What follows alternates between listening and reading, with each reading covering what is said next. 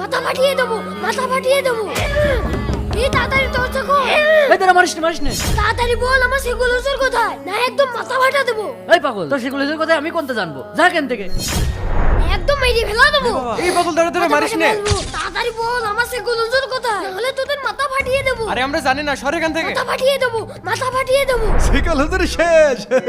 ভাই শিকুল হুজুরকে তো পাগল নাতি ছেলে খুঁজে বেড়াচ্ছে। আরে খুঁজে কি করবে, কাল সন্ধ্যার সময় তো জঙ্গলে ফেলে রেখে এসেছি, এত সময় তো কুকুর শিয়ালে খাইয়ে ফেলেছে। হ্যাঁ, তাহলে তোরা আমার দাদুকে মেরেছিস? আরে ভাই পলাও পলাও। ওরা তো বলছিল সেগুলো হুজুরকে জঙ্গলে ফেলে এসেছে। আমি তাড়াতাড়ি দেখে আসি। দাদু, দাদু, আরে এখানে তো পাতা কেন? ওরা মনে হয় এখানেই সেগুলো হুজুরকে বেঁধে রেখেছিল। সেগুলো হুজুরকে বাঘ সিংহ খেয়ে গেল নাকি? জুনাইদ, হ্যাঁ?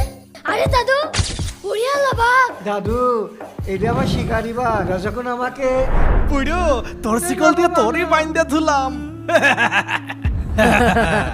এইবার এই জঙ্গলের বাঘ তোকে খাইয়ে ফেলবে।